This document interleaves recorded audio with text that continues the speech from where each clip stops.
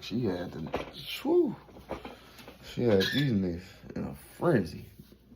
They couldn't do nothing with old Norma Jean. Marilyn Monroe, Norma Jean. What's wrong with him? A few years later, Marilyn was trying to make it in the film business. Producers would tell her the same thing.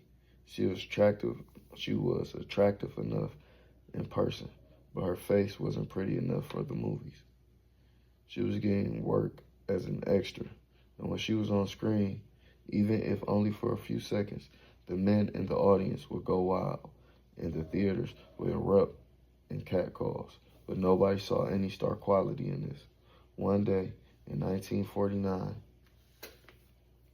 only 23 at the time, and her career at a standstill, Monroe met someone at a diner who told her that a producer casting a new Groucho Marx movie, Love Happy, was looking for an actress for the part of a blonde bombshell who could walk by Groucho in a way that would, in his words, arouse my elderly libido and cause smoke to issue from my ears.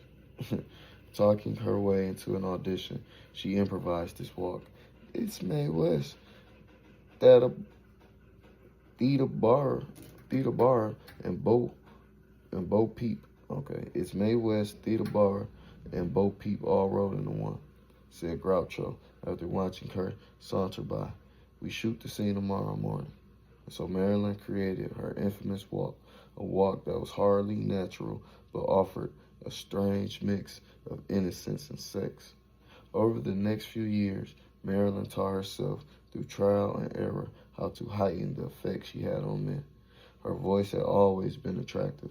It was the voice of a little girl, but on film, it had limitations until someone finally taught her to lower it, giving it the deep, breathy tones that became her seductive trademark.